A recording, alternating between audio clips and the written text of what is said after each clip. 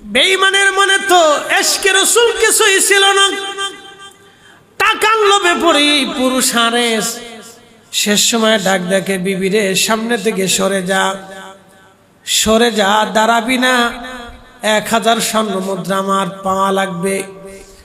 স্ত্রী তলোয়ার নিয়ে দাঁড়িয়ে গেলেন, স্বামী আমার, যদি এই বাচ্চাদেরকে দুশমনের হাতে ছেড়ে দাও, ওরা আমার মেহমান, আমার জীবন চলে যাবে, আমি আমার মেহমানকে অসম্মান হতে দেব না, আমি দুশমনের হাতে আমার মেহমান আমি ছেড়ে দেব না।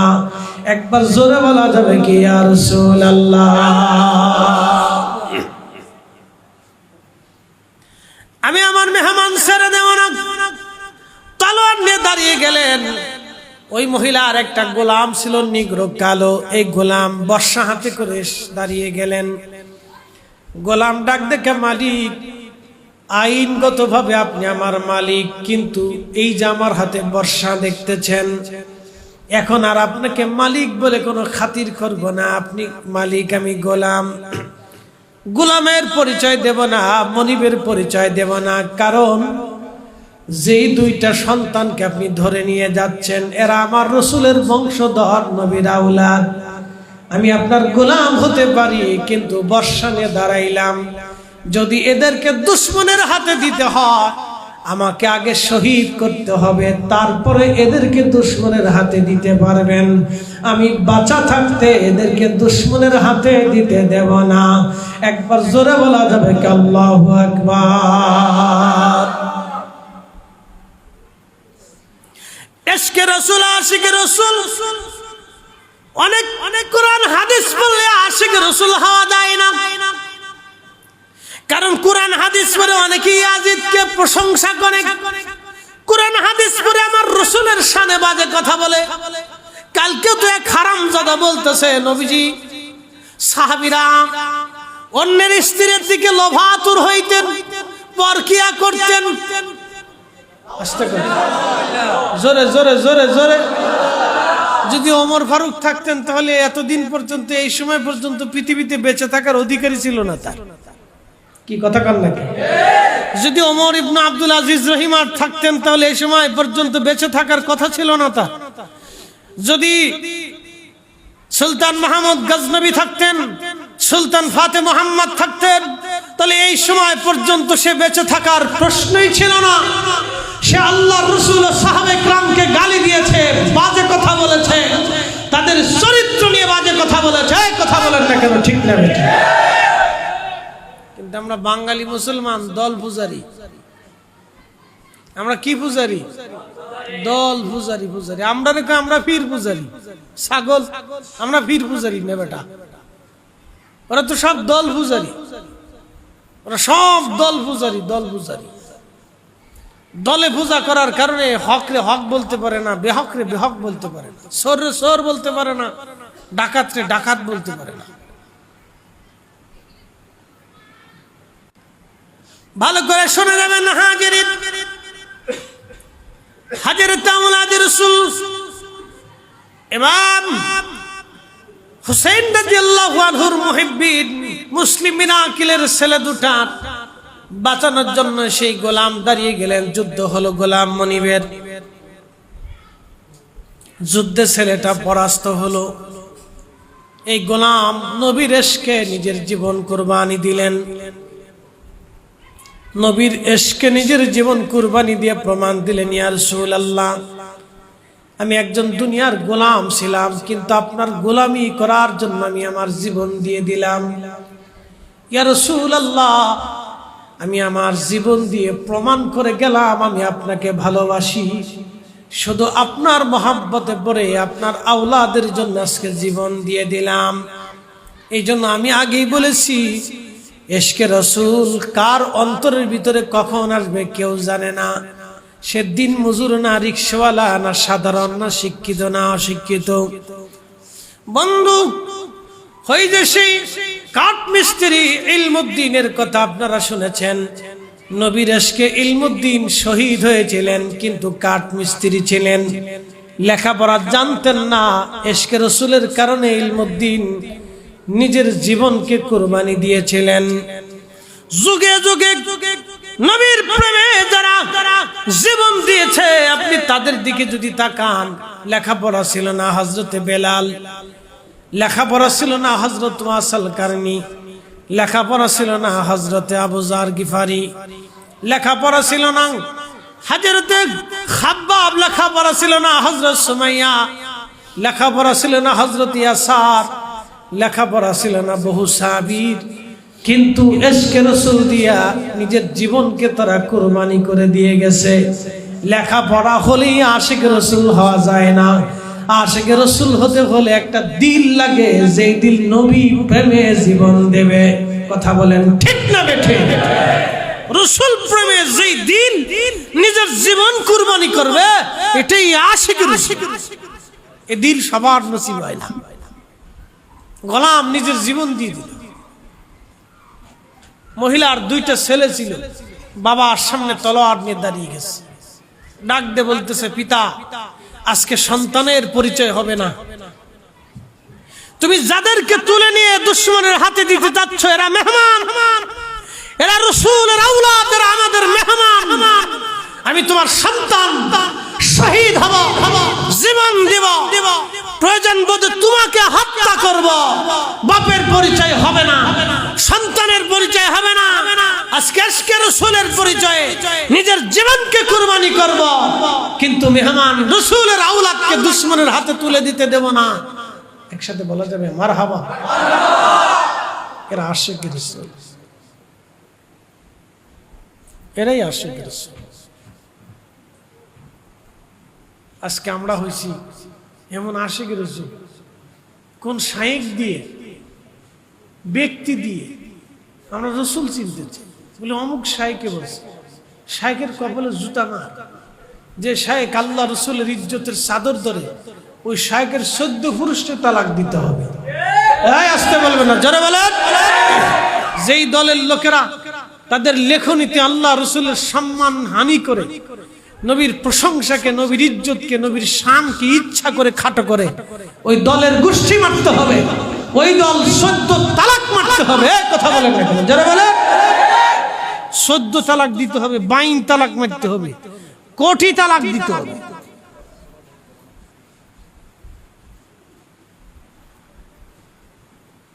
প্রিয় চট্টগ্রামবাসী, হযরতে মুসলিম বিন আকিলের ছেলেদেরকে বাঁচাইতে যাইয়া, নবীর পরিবারকে বাঁচাইতে যাইয়া, সেই দিন দুই ভাই একসাথে বাবার সাথে লড়াই শুরু করলেন। ছেলে আর বাবার মধ্যে আজকে লড়াই হচ্ছে, কোনো পরিচয় নাই। আল্লাহ বলেন, ওয়ালিল্লাহিল ইজ্জাতু ওয়ালিরাসূলিহি ওয়ালিল মুমিনিনা ওয়ালাকিন্নাল মুনাফিকিনা লা ইয়ালামুন।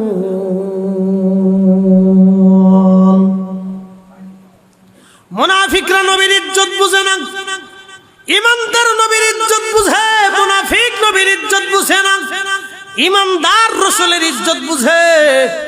সেই দিন দুইটা ছেলে ইমানের বলে বলিয়ান হয়ে নিজের বাবার সাথে লড়াই শুরু করে দিয়েছে। আজকে বাপ চিনে না, বাপ চেনা যাবে না, বাপ চেনা যাবে না।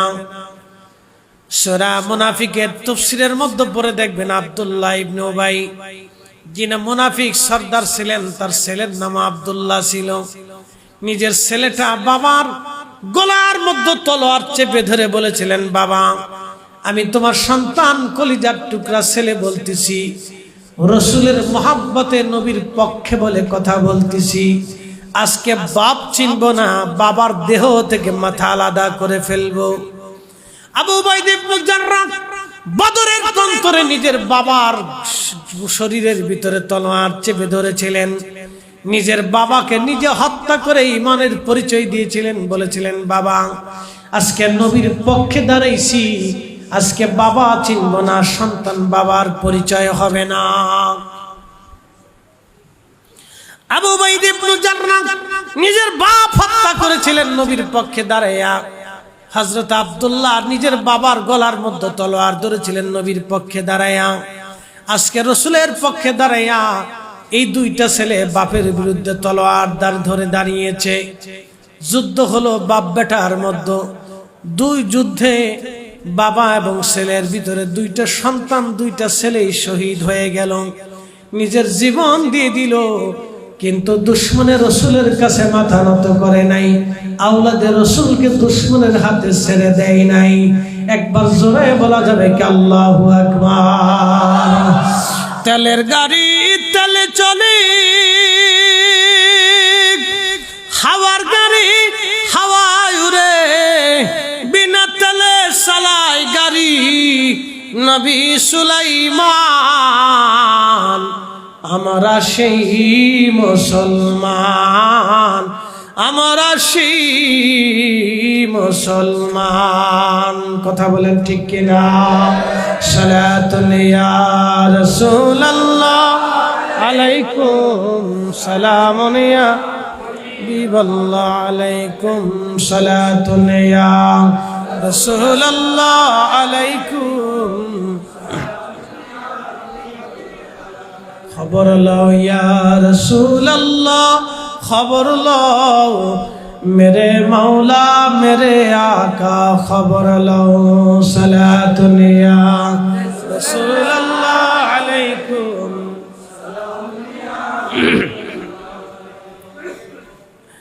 গোলাম শহীদ হয়ে গেল, ছেলে দুটি শহীদ হয়ে গেল। এবার স্ত্রী তলোয়ার নিয়ে দাঁড়িয়ে গেলেন, স্বামী আমার, সন্তান তুল্য গোলাম তুমি হত্যা করেছো, আমার কলিজার টুকরা দুইটা বেটা সন্তানকে তুমি শহীদ করেছো।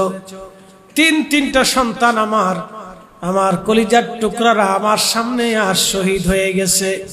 নবীর আওলাদ আমার মেহমানকে বাঁচাইতে যাইয়া স্বামী, এখন আর স্বামীর পরিচয় হবে না, এখন আর স্বামীর পরিচয় দেব না, তুমি আর আমাকে স্ত্রীর পরিচয় দেও না। এখন হক আর বাতিলের লড়াই হবে, হয় তুমি বেঁচে থাকবে, না হয় আমি বেঁচে থাকবো, হয় আমি শহীদ হব, না হয় তুমি জাহান্নামে যাবে। তোমাকে হয় জাহান্নামে পাঠাবো, আর না হয় আমি আজকে জান্নাতে চলে যাব। একটা জবান বন্ধ থাকবে না। জোরে বলেন ইয়া রাসূলুল্লাহ। বলেন আমরা জান্নাত চাই কি চাই না? কাদের মুসলমান, নারী সমাজ ভালো করে শুনে যান। সেই দিনের নারী আর আজকের নারীর মধ্যে কত তফাৎ, সেই দিনের মেয়েরা আর আজকের মেয়েদের ভিতরে কত তফাৎ। সেই দিনের মেয়েরা হকের জন্য লড়াই করে জীবন দিয়েছে, আর আজকের নারী সমাজরা টিকটক করে জীবন পার করে দিচ্ছে, ঠিক কি না? সেই দিনের নারীরা আওলাদের রাসূলের জন্য শহীদ হয়েছে, লড়াই করেছে তলোয়ার হাতে নিয়ে। আর আজকের নারীরা ইউটিউব, ফেসবুক আর সিনেমার ভিতরে, সাজ আর অলংকারের ভিতরে নিজেকে ডুবিয়ে দিয়েছে। এই জন্য আল্লাহ রাসূল আফসোস করে বলেছিলেন, আমার উম্মতেরা এমন একটা দিন আসবে, সাহাবীরা রে, আমার উম্মতেরা কাফেরদের সামনে মাথা নত করবে। সাহাবীরা আশ্চর্য হয়ে বলেন, ইয়া রাসূলুল্লাহ বলেন কি, আমাদের থেকে তারা কি সংখ্যায় কম থাকবে নি? নবীজি জবাব দিলেন, না, তোমাদের থেকে বহু গুণে সংখ্যায় তারা বেশি থাকবে। ১.৫ লক্ষ সাহাবী সেই দিন। আজকে তাম পৃথিবী মুসলমান ২০০ কোটি। সেই দিন ১.৫ লক্ষ সাহাবীকে ভয় করেছিল রোম সাম্রাজ্য, ১.৫ লক্ষ সাহাবীকে ভয় করত পার্সিয়ান সাম্রাজ্য। আর আজকে ২০০ কোটি মুসলমান থাকার পরেও ফিলিস্তিনিদের অধিকার আমরা ফিরাই দিতে পারি নাই। আজকে এই বাংলাদেশে ১৮ কোটি মুসলমান থাকা সত্ত্বেও রোহিঙ্গাদের অধিকার আমরা ফিরাই দিতে পারি নাই। কি কথা কন না কেন, ঠিক কিনা?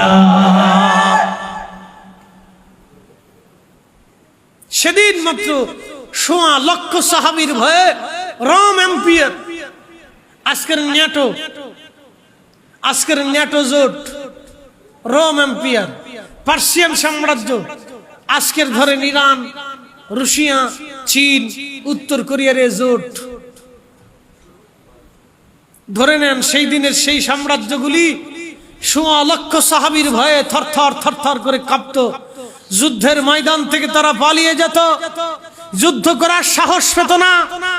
আর আল্লাহ রাসূল ডাক দিয়ে বলে, সাহাবীরা, আমি আমার সেই দিনটাকে ভয় পাচ্ছি, আমার উম্মতের সংখ্যায় বহু গুণে থাকবে, কিন্তু কাফেরদের সামনে মাথা আনত করে পড়ে থাকবে।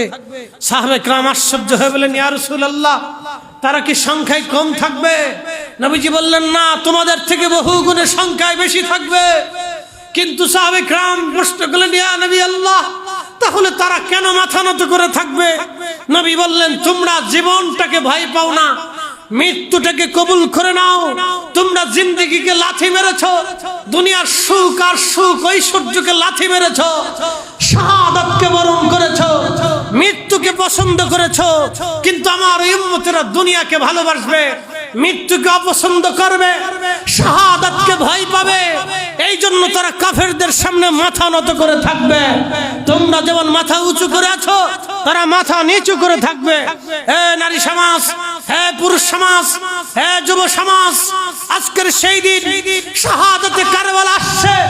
আমাদের দিল আর মনকে জিহাদি জজবায় উজ্জীবিত করবে। শাহাদাত প্রত্যেক বছরই মুহররম ঘুরে ঘুরে আসে উম্মতকে সজাগ করার জন্য। ইমাম হুসেন বারবার আপনাদেরকে জানান দিয়ে যায়, জাগো মুসলিম, তোমরা জাগো।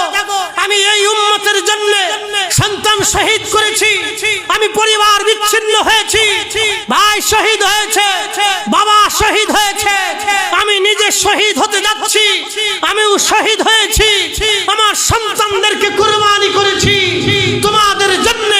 আমার পুরা পরিবার শহীদ হয়েছে, আমার নানা উহুদে দন্ত মুবারক শহীদ করেছে, আমার দাদা আমির হামজা শহীদ হয়েছে, আমার আপনজনরা শহীদ হয়েছে, আমার আত্মীয় স্বজনরা শহীদ হয়েছে।